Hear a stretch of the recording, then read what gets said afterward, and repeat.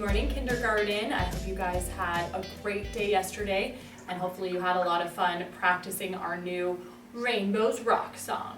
So let's go ahead and get started with our morning meeting for today. Let's look at our morning message. Good morning, Kinder Crew. Today is Thursday, March 26th, 2020. How many syllables do these words have? Love, Mrs. Jones, and Mrs. Whalen. All right, let's look at these words to figure out how many syllables they have. The first word we have here is learning. So let's clap the syllables. Learning, learning. How many syllables? 2. What about our next word here? Easter, Easter, Easter. 2. What about happy, happy, happy?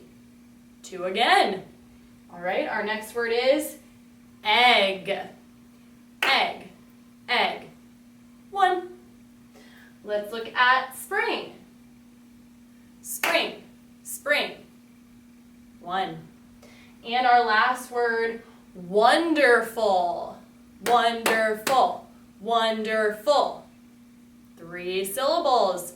Great job, kindergarten. Let's move on to our calendar. What day of the week was it yesterday?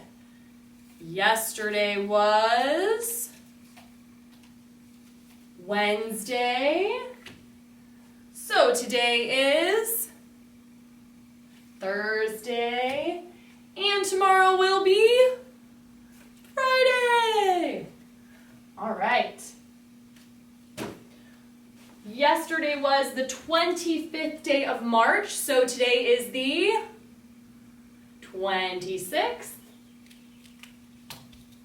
And yesterday was our 110, 20, 35th day of school, so today is our 136th day of school.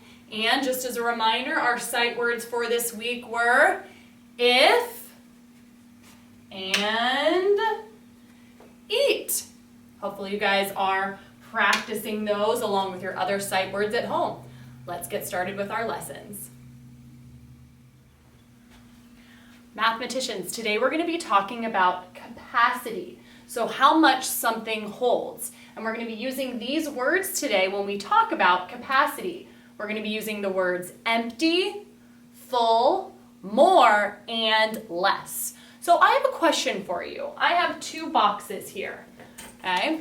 And I want you to tell me which one is full and which one is empty. Are you ready? Let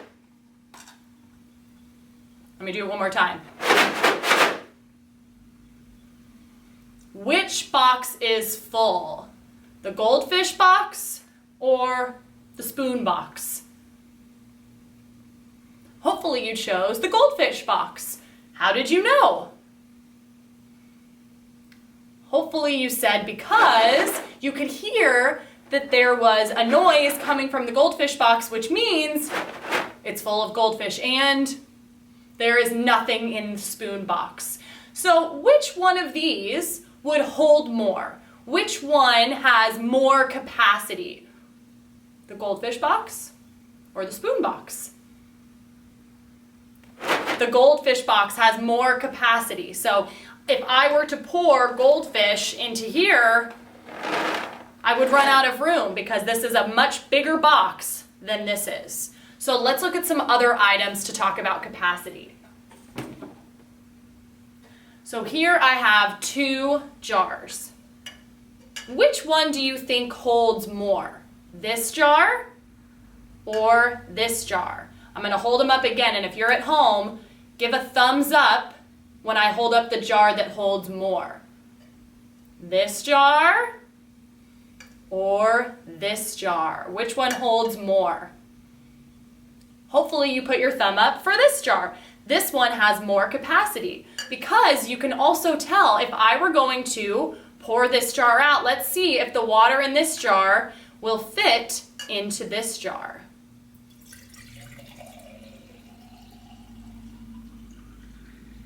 Oh no, oh my goodness, it's overflowing.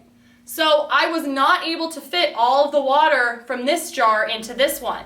So this jar has more capacity. It holds more than this jar. This one has less capacity. So that's what you're going to be doing today in math. You're going to be comparing different items of different sizes and deciding which one holds more and which one holds less.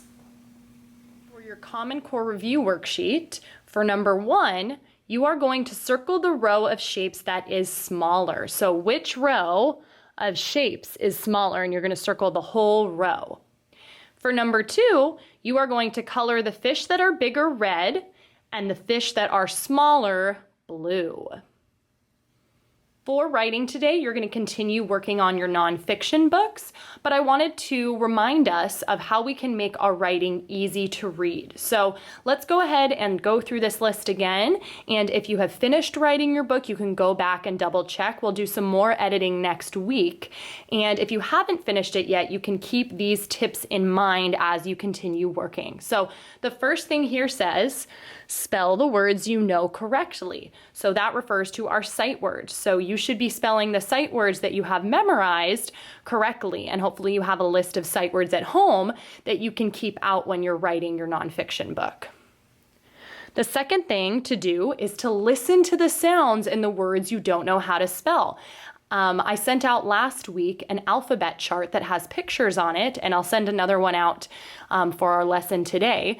So you can look at that alphabet chart and you can listen to the sounds in the word that you want to spell, and then you can look to your alphabet chart to decide which letter goes with that sound, and then you can figure out how to spell it. So remember, you don't have to spell every word correctly. What's most important is that you're listening to the sounds and being a brave speller. I know a lot of the times we want Mrs. Jones and now Mom and Dad to tell us how to spell a word, and they can definitely help us. But I want you guys to try to be brave spellers and spell the words that you don't know. But your sight words you should be able to spell. The next thing you want to do is you want to use 2 finger spaces between your words. And since our fingers are getting a little bit bigger as we're growing, a 1 finger space would be just fine as well if you find that your 2 finger space is getting to be too big. Next, you want to make sure you start each sentence with a capital letter, and anytime you use the word I in your sentence, you need to use a capital letter for that as well. And finally, you need to end each sentence with a period, or you can end it with another type of punctuation depending on if you're ending it with a question or if you're stating something as an exclamation, you can use an exclamation mark, but usually we're ending our sentences with a period. So if you finished your nonfiction book, please go back and use this checklist to check your work, and if you're still working, keep these tips in mind.